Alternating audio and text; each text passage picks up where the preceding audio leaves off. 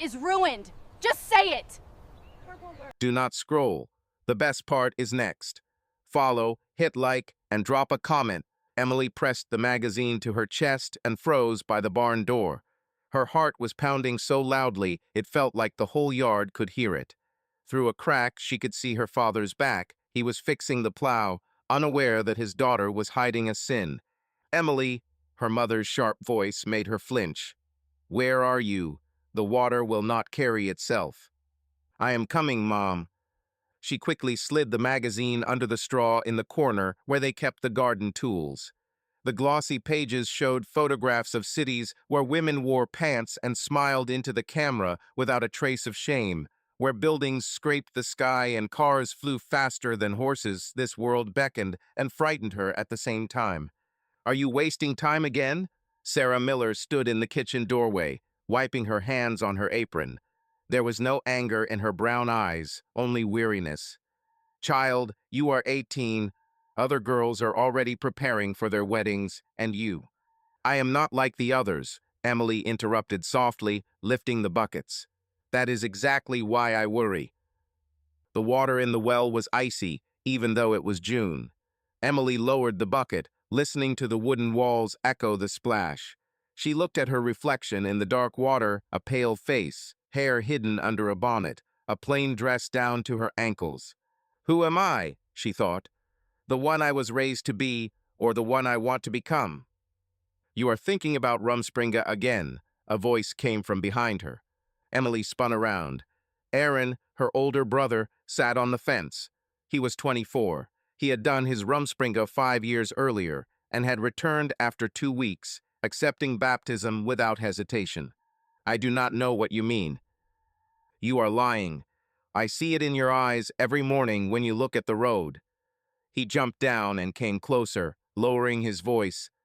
Emily, it is no fairy tale out there. Sin sits on every corner. You were there for only 2 weeks. How would you know? That is exactly why I know. 2 weeks were enough for me to understand that everything we need is here. Emily turned away. Aaron was a good brother, but he had never dreamed of another life. He had been born to be Amish, like their father, like their grandfather, like all the men in their family. I want to see the world, just once. And will you come back after that? She did not answer. She did not know the answer. That evening, the whole family gathered at the table. Father read a prayer in German, the old-fashioned language their ancestors had spoken. Emily repeated the words by rote, but her thoughts were far away. Samuel Stoltzfus asked about you, her mother said suddenly, spooning out stewed chicken. Emily lifted her head. What did he ask? Whether you plan to be baptized this summer. Mother glanced at her carefully. He is a good young man, hard-working. His father owns the best carpentry shop in the county. Mom, he is 22, Emily. It is time to start a family, and you are of a suitable age. I barely know him. That is why you need to get acquainted. Father spoke up for the first time. His voice was calm but firm. After Sunday service, you will take a walk with him. But this is not up for discussion. Emily clenched her fists under the table. She knew arguing was pointless. In their world, a father's word was law. That night, she could not sleep. She lay on her bed, staring into the dark ceiling. Beside her, behind the thin partition, slept her younger sister Ruth, a girl who had just turned 12 and who dreamed only of learning to bake pies as delicious as their mothers. Emily rose quietly, slipped on her robe, and stepped onto the porch. The night was still only crickets chirped, and now and then the cows lowed from the stable. The stars hung so close overhead that it seemed she could stretch out a hand and touch them. Cannot sleep? She glanced around, startled. Aaron sat on the steps, smoking his pipe. You scared me. Sorry. He drew on the pipe and breathed smoke into the night air. Samuel is a good match. Father is right. You are on their side too. I am on your side, always. But I want you to be happy. And happiness is not in that world, Emily. Out there, they will eat you alive. How do you know? Aaron turned sharply. In the moonlight, she saw pain in his eyes. I did not come back because I was afraid. I came back because I saw what I could become, and it scared me. He stood and came closer. Out there, I started drinking. Out there, I forgot who I was. 2 weeks, Emily. Only 2 weeks, and I no longer recognized myself in the mirror. She was silent. Aaron had never talked about his Rumspringa. Promise me, he said, taking her hand. If you go, you will be careful. Very careful. I promise. But they both knew it was an empty promise. On Sunday, the whole community gathered for service at the Yoder's house. The men sat apart from the women, and the children sat on the floor up front. The sermon lasted 3 hours in German and in Pennsylvania Dutch. Emily listened with half an ear, feeling someone's gaze on her the whole time. Samuel Stoltzfus sat opposite her among the other young men. He was tall and broad-shouldered, with dark hair and light eyes. When their eyes met, he gave the slightest smile. Emily looked away quickly, feeling her cheeks burn. After the service, the women set the tables, and the men discussed the harvest and market prices. Emily was helping her mother lay out plates when Samuel came up to her. "Emily," his voice was gentle, almost tender, "would you like to take a walk?" Everyone around them went still, watching. Her mother gave a barely noticeable nod. "All right," Emily answered softly. They walked along a path across the field. Samuel strode beside her with his hands in his pockets. They were quiet for a long while. "I know you did not want this walk," he said at last. Emily looked at him in surprise. "I can see it in your eyes." He stopped and turned to her. "You are thinking about Rumspringa." "How?" "Because I thought about it too. A few years ago, when I was 18, I wanted to go, to see the world, to find out whether I truly wanted to be Amish." "And did you go?" "No." Samuel smiled sadly. "I got scared. I was afraid of losing everything.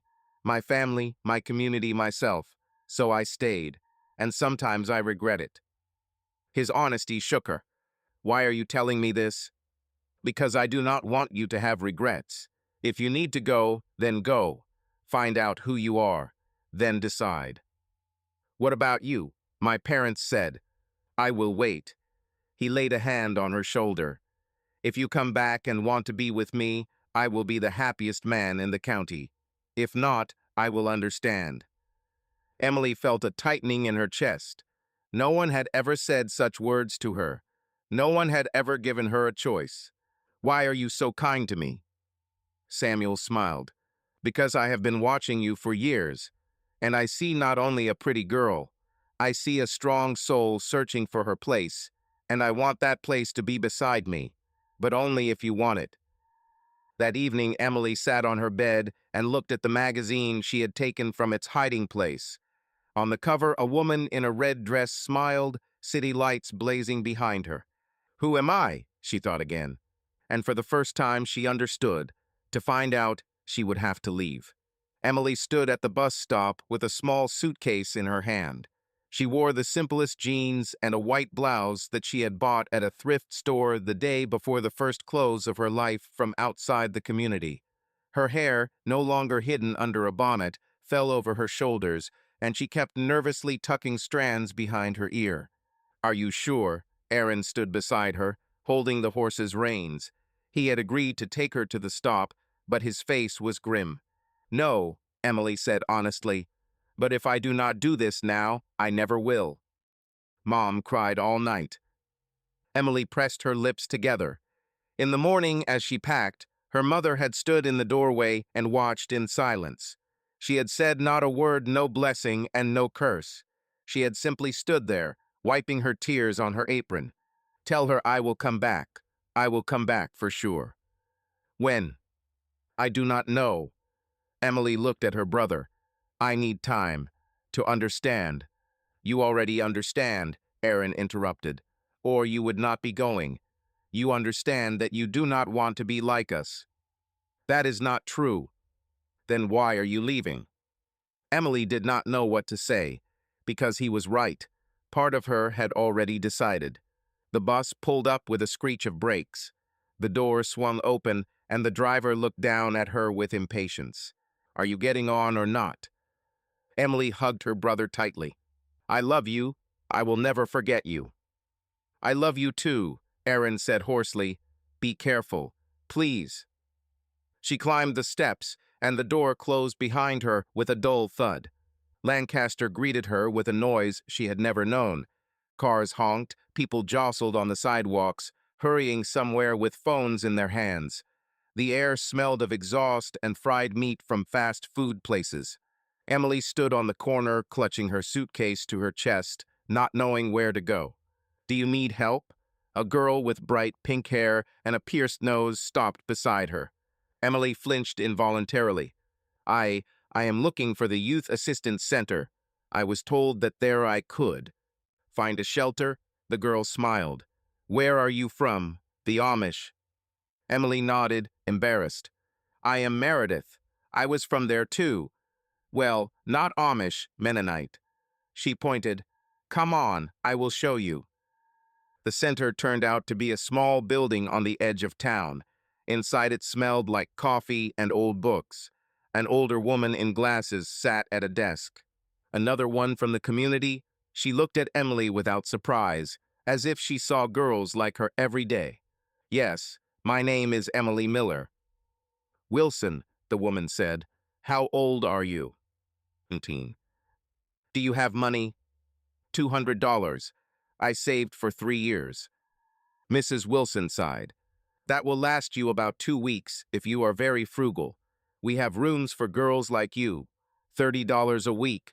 The rest covers food and necessities. I can work. I can. Milk cows, bake bread, sew. Mrs. Wilson lowered her glasses. Child, no one needs that here. But I can place you as a waitress at a coffee shop. The owner is a good man and hires girls from the community. I will take anything.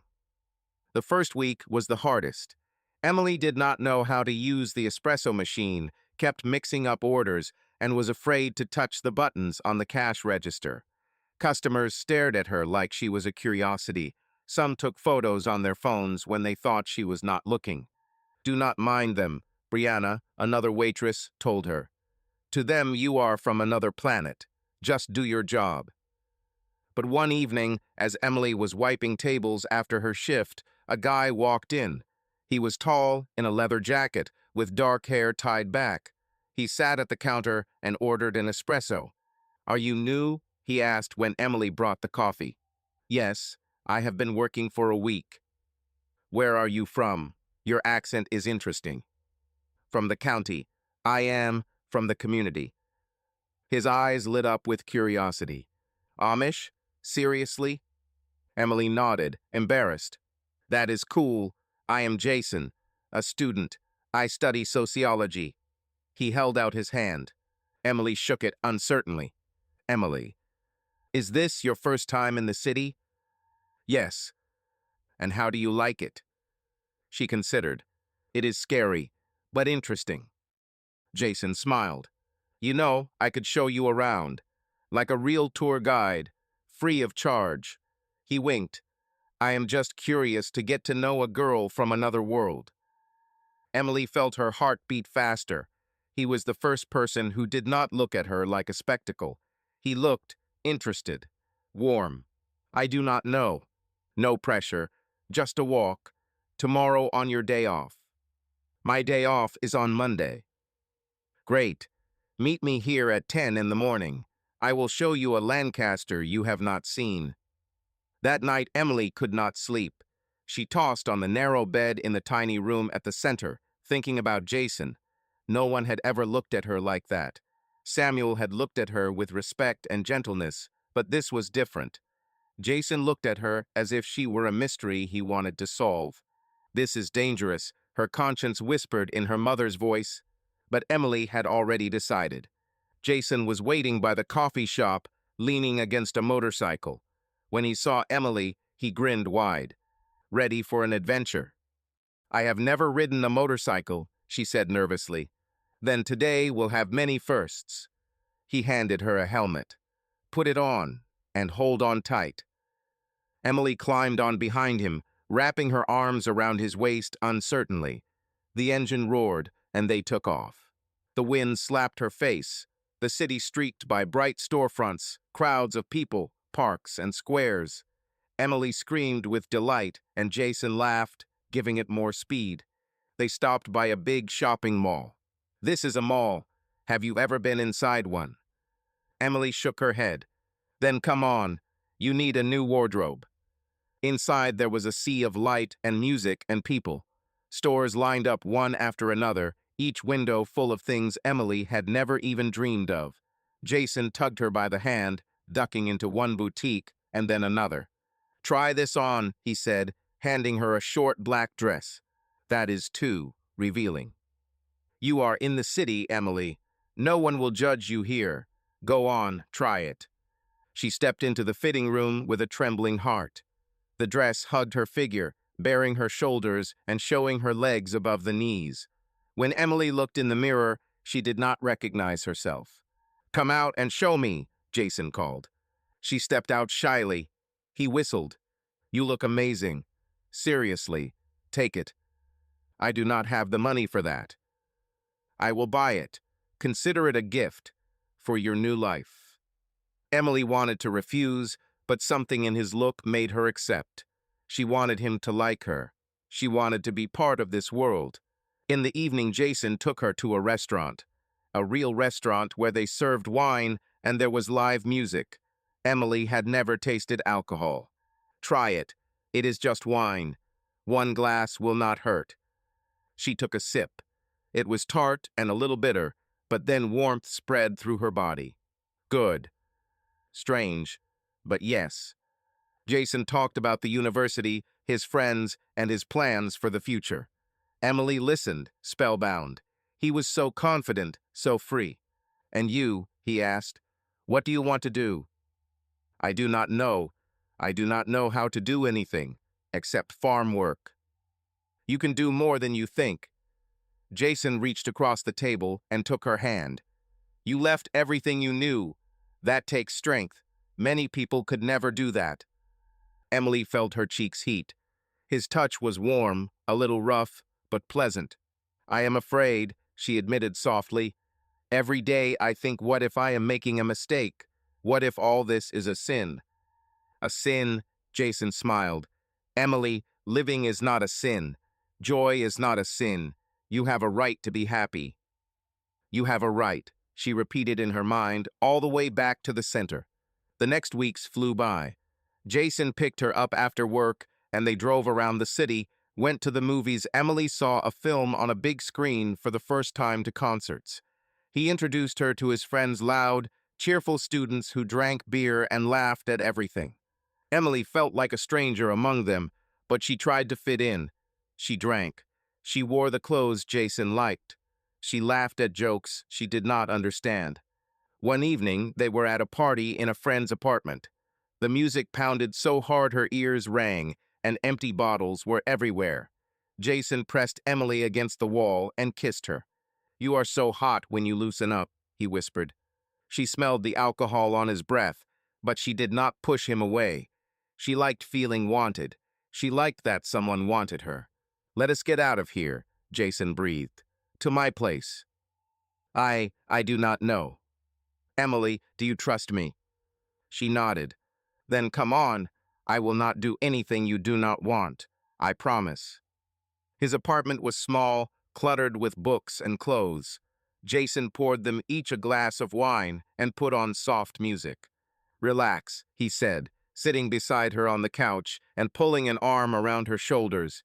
"You are too tense." Emily rested her head on his shoulder. She felt good, warm, safe.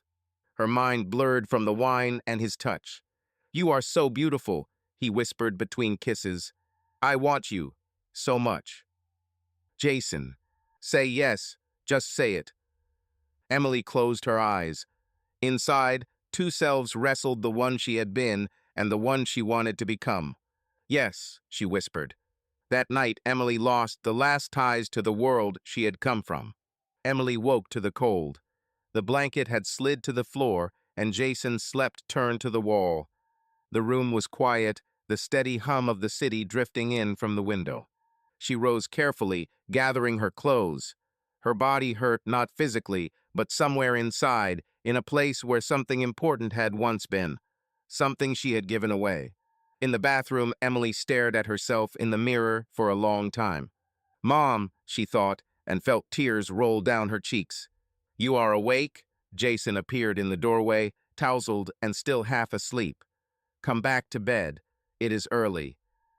I have to go. Are you in a hurry? I have work. It is Monday, your day off. Emily froze. He remembered. Emily, Jason came up behind her and wrapped his arms around her waist. Stay. We can spend the day together. I will make breakfast. She wanted to say no, wanted to run, but his arms held tight and his voice sounded so convincing. All right, she agreed quietly. The following weeks, Emily lived as if in a fog. One day, Mrs. Wilson stopped her in the center hallway. Emily, I want to talk. I am in a hurry. Sit. Her voice was firm. Reluctantly, Emily sat on a chair by the desk. You come back after midnight every night, sometimes drunk. That is not what the center is for. I pay for my room. I have the right. You do, but I have seen dozens of girls like you. They come here looking for freedom and find self-destruction. Mrs. Wilson leaned closer. Who is the boy you are seeing? Jason. He is a student. He is helping me adjust. Helping? The older woman raised an eyebrow. Emily, I have worked here for 20 years. I know when a girl is being used. You do not understand. He is not like that. He loves me. Did he say that? Emily hesitated. In truth, Jason had never spoken about love. He said she was hot, intriguing, special. But love? No. That is none of your business, Emily snapped and left, the door thudding behind her. But Mrs. Wilson's words stuck in her mind. That evening, when Jason took her to his friends again, Emily watched more closely. How they joked about her, our sweet little Amish, the girl from the farm. How Jason laughed along without defending her. Did you really never watch television until you were 18? One of his friends, Brandon, asked, drunk and obnoxious. Yes, it was forbidden. And sex, forbidden too, he winked. Or did Jason already show you how it is in the modern world? Everyone laughed. Emily felt her face burn. Shut up, Brandon, Jason muttered, but without much conviction. What? I am just curious. Amish girls are all virgins until marriage, right? Brandon turned to Emily. Or are you not a virgin anymore? Brandon, Jason shoved his friend's shoulder, but he was laughing. Emily shot to her feet. I have to go. Emily, wait. Jason grabbed her hand. He is just joking. Do not pay attention. Why did you not defend me? Her voice shook. Why did you let him talk like that? Because he is an idiot when he is drunk. Come on, let us go back to my place. No. Emily yanked her hand free. I will go alone. Do not be so sensitive. I told you. But she was already walking to the door. Jason did not follow. Her phone rang Jason. She declined the call. He called again and again. At last, she answered. What? Where are you? Come back. We will talk. There is nothing to talk about. Emily, do not be a child. Brandon will apologize tomorrow when he sobers up. I do not care about his apology. I care why you let your friends make fun of me. I did not let them. He sighed, irritated. Listen, you are taking this too seriously. They were just jokes. Jokes? What is wrong with that? We are adults. We have sex. It is normal. Something inside Emily broke. So to you, it is just sex. Silence. Long, telling silence. Emily, tell me the truth. Am I just another girl you picked up? An exotic toy from the Amish? You are not a toy. I like you. But you do not love me. Silence again. Love is a complicated word, Emily. We have known each other only a month. long enough to get me into bed. You wanted it too, because I thought, her voice cracked, I thought you were different, that you cared about me. I do care, but you demand too much. I do not want anything serious right now. I am a student, I am 22, I want to have fun. Did you have fun with me? Tears ran down her cheeks. Was I entertainment? You are twisting my words. Emily ended the call and turned off the phone. She sat on the curb, wrapped her arms around her knees, and sobbed. The next day, Emily sat on the floor, staring at the ceiling. Her phone chimed Jason's message. This is your own fault. I offered fun, not a fairy tale about a princess. It is not my fault you took it seriously. Emily read it and started laughing through tears, hysterically, until her sides hurt. She opened the photo gallery on her phone, the party pictures in which she, wearing a short dress, hugged Jason. She deleted them all, one after another. Then she wrote to Aaron, "May I come home?" His answer came in a minute. Of course. When? Emily looked at herself in the mirror. Mascara smeared, a gaunt face, a stranger's reflection. I am lost, brother. I do not know who I am, she wrote. Then it is time to find out, he replied. Aaron was waiting at the stop. When Emily stepped off, he hugged her without a word. She leaned against his shoulder and cried quietly. There were no sobs, only tears that kept coming. You are home, her brother whispered. That is what matters. What will I tell our parents? She asked softly. The truth, or part of it. Aaron looked at her. What happened out there? I made a mistake, a big mistake. A guy? Emily nodded. He used me, and I let him. I thought it was love. Aaron squeezed her hand. You are not the first, and will not be the last to make that mistake. What matters is that you came back. Their mother sat on the porch shelling peas when they arrived. When she saw the wagon, she stood up, her hands trembling. Emily. Her daughter climbed down, stepping onto the ground unsteadily. Mom, Sarah stepped up and slapped her across the face. Sharp and loud. Emily caught her breath. 2 months. I did not know if you were dead or alive. Mom, I am sorry. Sorry? Her mother's voice broke. Do you know how many nights I did not sleep, praying and begging God to give you back your senses? Sarah, father said gently, stepping out of the house. She is back. That is what matters. Mother turned away, wiping her tears with her apron. Father came to Emily and looked long into her face. You have changed. Yes. For better or for worse. Emily did not know what to say. For more complicated, she said at last. Father nodded. Come in, you must be hungry. They ate dinner in silence. Ruth, the younger sister, cast quick looks at Emily, full of curiosity and fear. Aaron tried to keep a conversation going, but the words stuck in the air. Are you planning to stay? Father asked at last. If you will let me. This is your home. It always has been and always will be. He set down his fork. But if you want to be part of the community, you must be baptized. There will be a ceremony in the fall. Will you have time to prepare? Emily nodded. I am ready. Mother stood abruptly and left the kitchen. Father sighed. Give her time. She worried more than anyone. The next week, Emily worked on the farm from dawn until dark. On Sunday, the whole community gathered for service. When Emily stepped into the house, every head turned. She felt the flush on her cheeks, but walked with her head high. Rebecca King sat in the first row. As Emily passed, Rebecca whispered something to her friend, and they both tittered. Emily clenched her teeth and took her seat.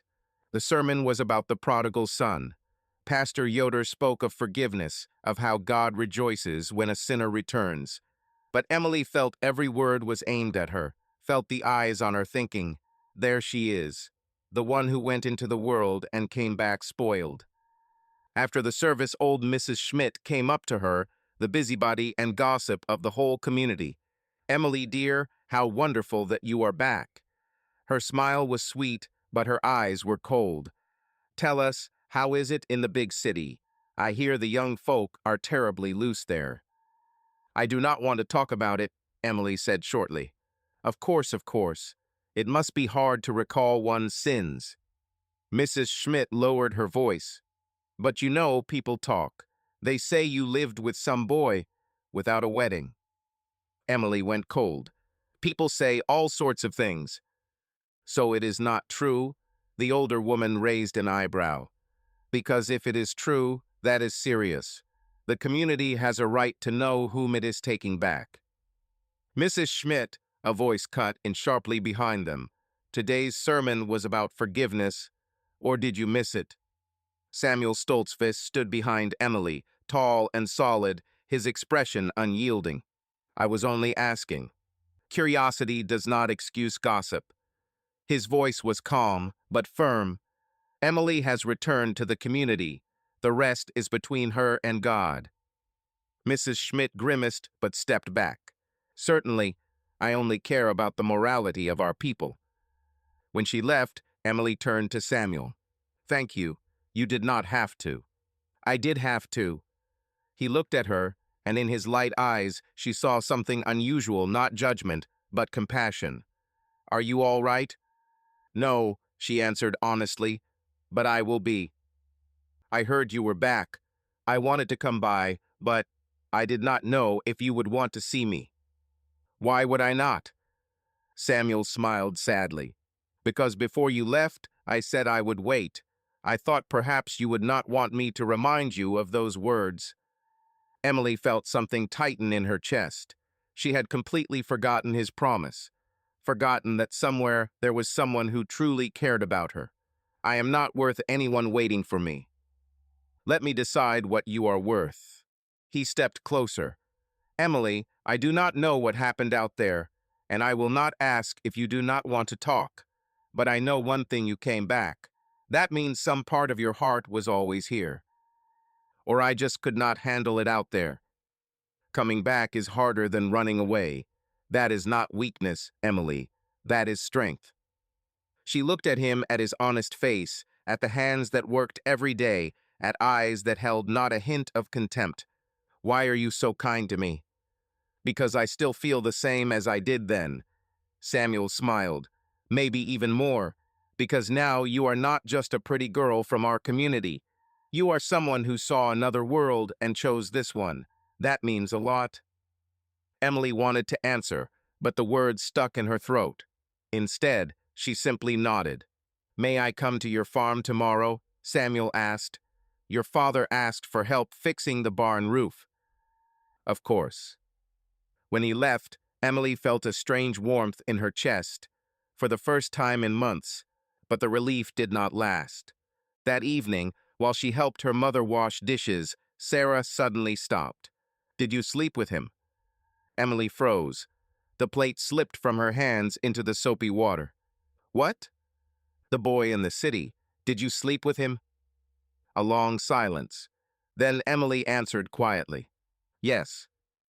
Her mother covered her face with her hands. Her shoulders trembled. Mom, you gave yourself before marriage, without a blessing, without any commitment. Sarah's voice shook. Do you know what that means? I know I made a mistake.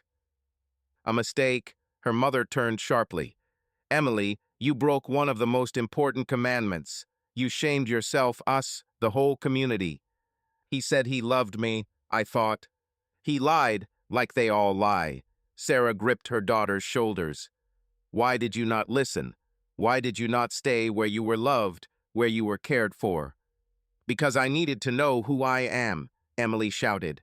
Not Amish, not a daughter, not only what I was raised to be, but myself. And did you find out? Emily turned away, tears running down her face.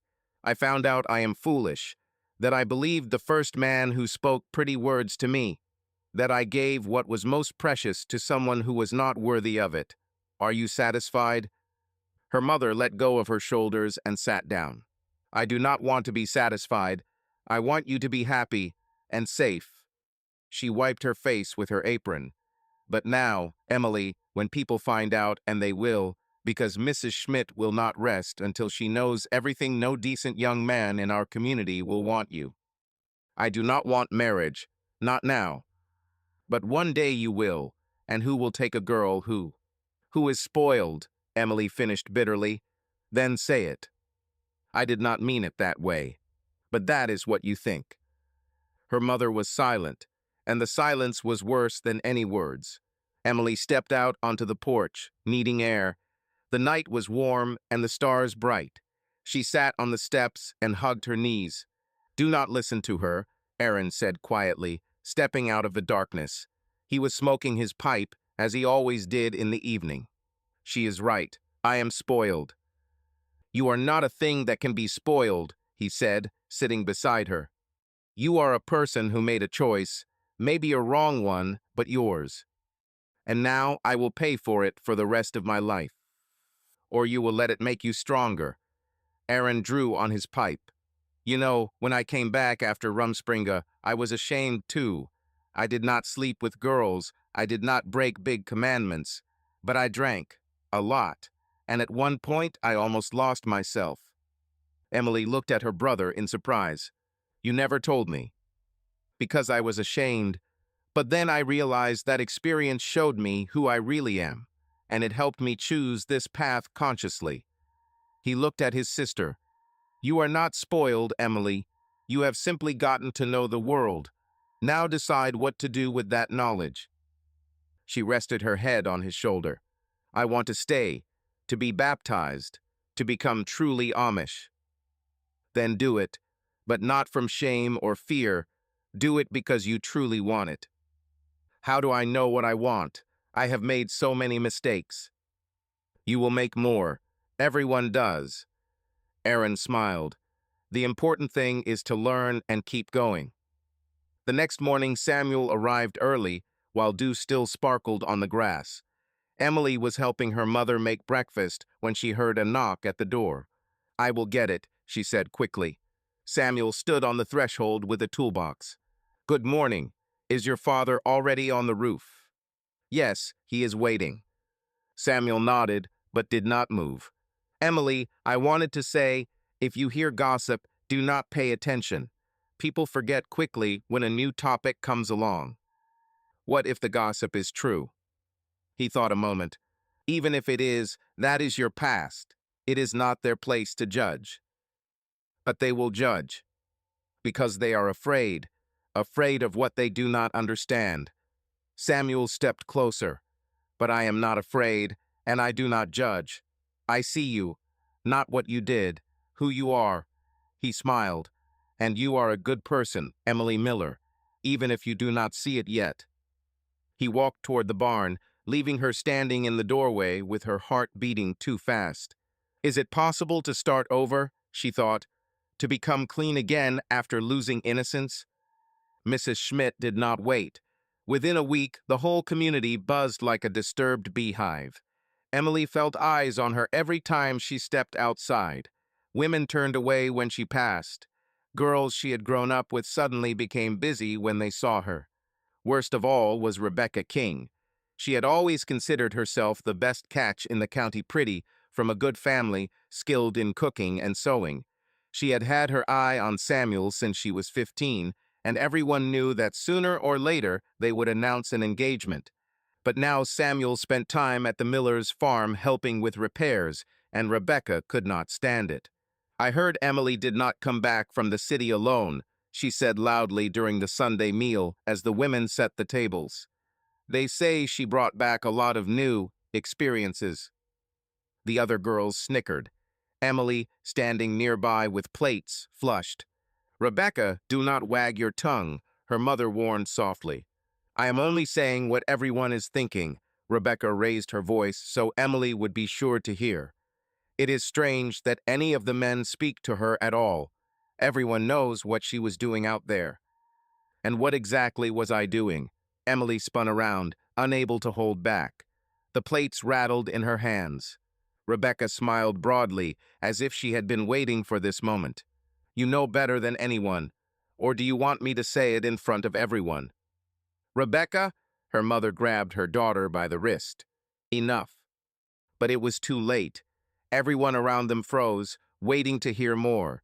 Emily felt her cheeks burn and her heart pound in her chest. "I am not ashamed of anything," she said, though her voice trembled. "Yes, I went to the city. Yes, I made mistakes. But I came back to set them right." "Some mistakes cannot be fixed," Rebecca answered coldly, "especially the ones that concern purity. You know what Scripture says about people like you." "Rebecca, shut up," Ruth cut in suddenly, Emily's younger sister. The girl was only 12, but she stood there with fists clenched and cheeks blazing.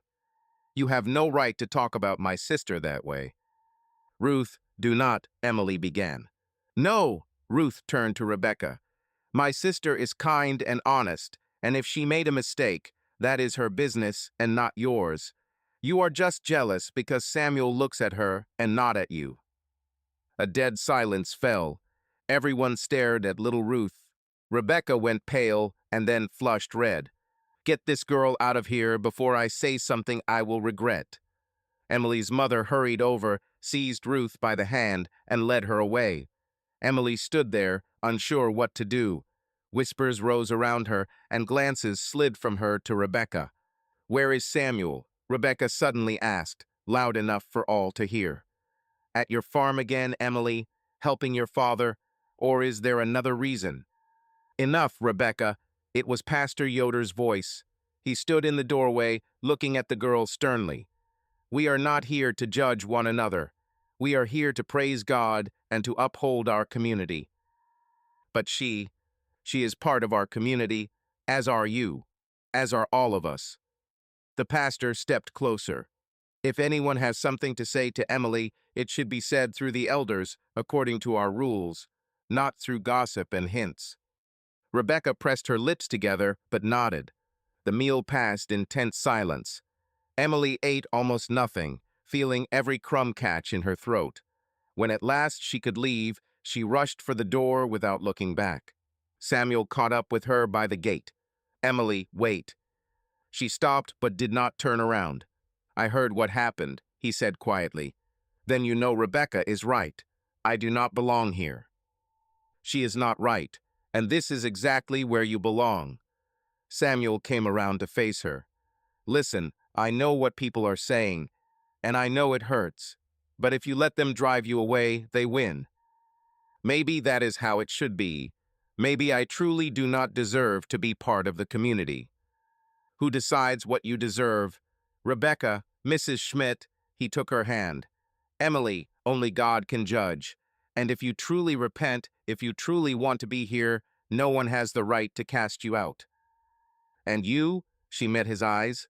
"You know that I was with someone, that I am not pure." Samuel was silent for a long moment.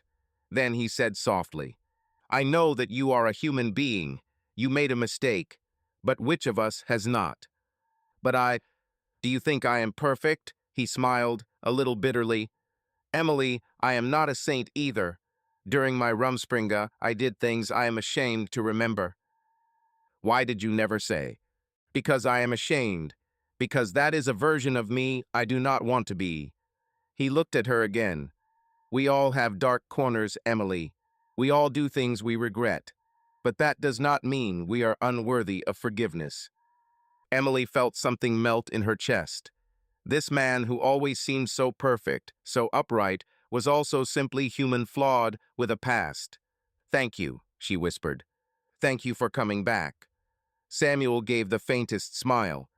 "I would not want to build a life with someone perfect. That would be boring. I am more interested in those who fall and then rise. I am not sure I have risen yet. Then I will help." He held out his hand. "If you will let me." Emily looked at his hand, strong, calloused, honest, and laid her own in his palm. Not everyone was so understanding. The next day, as Emily walked to the store for flour, Mrs. Schmidt stopped her on the street. "Emily, dear, I just want to talk." The smile was sweet as honey and just as cloying. "I am in a hurry. This will take a minute." The older woman stepped closer and lowered her voice. "I see that Samuel spends a lot of time around your place, and I am concerned." He is helping father with some repairs. Of course, of course. But people are saying that it is not only about repairs. Mrs. Schmidt narrowed her eyes. Emily, Samuel is a good boy. He comes from a good family. His father has the finest carpentry shop in the county. He deserves a respectable girl. And you think I am not respectable? I did not say that, but the facts speak for themselves. You went to the city and lived there with a man without a wedding. Is that true? Emily pressed her lips together. My past is my own affair, but your future concerns all of us. Mrs. Schmidt set a hand on Emily's shoulder and squeezed hard enough to hurt. Child, I am saying this with good intentions. Do not get involved with Samuel.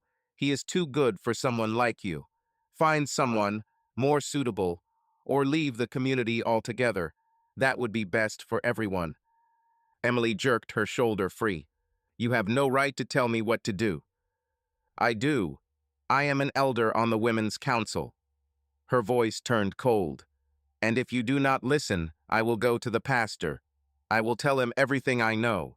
And then the whole community will decide whether you have the right to stay. Are you threatening me? I am warning you. Mrs. Schmidt stepped back.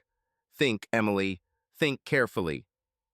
She walked away, leaving Emily standing in the middle of the street, shaking with anger and fear. That evening, Emily could not sleep. She tossed in bed, turning over Mrs. Schmidt's words. Perhaps the woman was right. Suddenly, there was a soft tap at the window. Startled, Emily got up and peered out. Samuel stood below, waving. She slipped quietly down the stairs so as not to wake her family and stepped out onto the porch. Are you out of your mind? What are you doing here at this hour? I wanted to see you. Samuel offered a rueful smile. I know this is against the rules, but I could not sleep. And you assumed I was awake too. I saw the light in your window. Emily sighed and sat on the steps. Samuel settled beside her. What happened? He asked softly. She told him about her conversation with Mrs. Schmidt. Samuel listened in silence, his fists clenching. She has no right, he said at last. She has no right to threaten you. But she has influence. If she goes to the pastor, if she talks to the elders. Let her talk. Samuel turned to her. Emily, I will not back down. Not because of gossip, not because of community pressure. If they want to condemn you, they will have to condemn me too. Why are you doing this? Why risk your reputation? Because you are worth the risk. He took her hand. And because I want to be with you. Not out of duty, not because that is what is expected, but because when I see you, the world gets better. Tears welled in Emily's eyes. I do not deserve you. Let me be the judge of that. Samuel tilted her chin up, making her meet his gaze. Emily Miller, I want to build a life with you, if you will let me. What if the community does not accept us? Then we will find another community, or make our own. He smiled. I will not let you go, not even if the whole world is against us. The last week before baptism became a trial. First, Emily spoke with Pastor Yoder in his plain office. He reminded her that baptism is not a mere form, but a lifelong promise to God and to the community. When he asked why she had returned, Emily admitted that she had sought freedom, but found only emptiness and being used. Here, there were people who cared about her. She spoke openly of sin and repentance, not out of fear of judgment, but because she understood that she had given something precious to someone who did not value it. The pastor warned her that after baptism there would be no turning back. She accepted the responsibility. Next came the Women's Council. 5 older women questioned her about the city, her living arrangements, her relationships. Mrs. Schmidt insistently pressed for intimate details, hinted at promiscuity, and accused Emily of trying to seduce Samuel. Emily refused to humiliate herself, kept her boundaries, and left in tears but not broken. Samuel met her at the gate. He listened, held her, and grew angry at the gossip. He confessed that he had spoken with his father. At first the man was against them, but Samuel had given an ultimatum. Either you accept Emily or I will leave. I am in love with you, he said, and it sounded like a decision rather than an impulse. His father eventually agreed to meet her and invited them to dinner. Emily hesitated, then said yes. Their kiss became a quiet vow to hold on to each other, no matter how fierce the storm around them. As they parted, Samuel whispered that he would come at midnight not to steal a moment, but to give them both time without witnesses or judgment. She knew there was risk, but for the first time in a long, while she trembled not from fear, but from hope. That day, Emily reclaimed her voice. She would no longer apologize, she would choose. Faith consciously, community without humiliation, love without lies, and if necessary, she would fight for the right to remain herself beside the one who saw a person in her, not a mistake. Emily did not sleep. Near midnight, stepping softly down the stairs, she went outside. The warm night smelled of hay, and the moon silvered the fields. Samuel waited by the barn with a blanket. "You came," he whispered. They walked to the stream beneath the willows, spread the blanket, and sat side by side. For a long time they were silent, listening to the water and the crickets. "After my rumspringa, I often came here," he said. "I thought about choices. Sometimes it felt like I was losing something important. Now I know I have found it." He touched her hand and asked permission to kiss her. The kiss was deep and hesitant at once, like an agreement. They lay back on the blanket. His touch was careful, asking. "I want you," he confessed, "but not like this and not tonight. You deserve a wedding and a blessing. I will wait." "I am not pure anymore," she whispered. "You are pure to me. What was not about love and respect does not define you," he answered, kissed her forehead, and held her. They lay there, looking up at the stars. At her request, Samuel admitted that he feared failing to meet expectations and sometimes doubted himself, but with her he felt sure of one thing. He wanted to build a life together. Emily answered that he was the best man she knew, and he said she was the strongest woman. They laughed in whispers and learned how to touch without crossing the line. At dawn he stood. "You need to go back. Tomorrow evening we have dinner at my parents'. Do not worry. Everything will be all right." "And if it is not?" she asked. "I will not be without you," he said with a smile, and kissed her goodbye.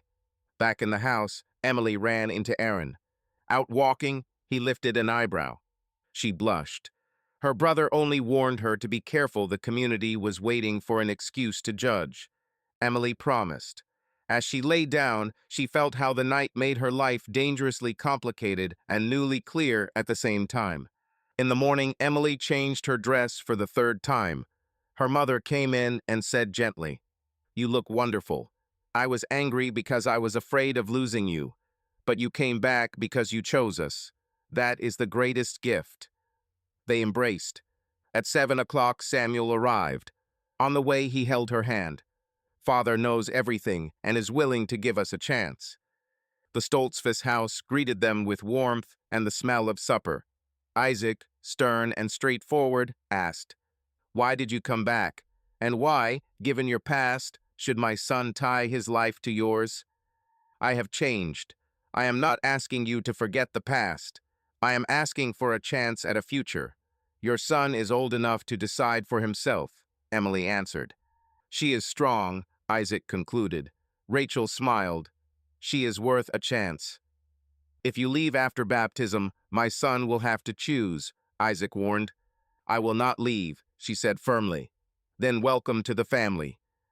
In the morning, Ruth ran in, pale. "Rebecca is at the gate."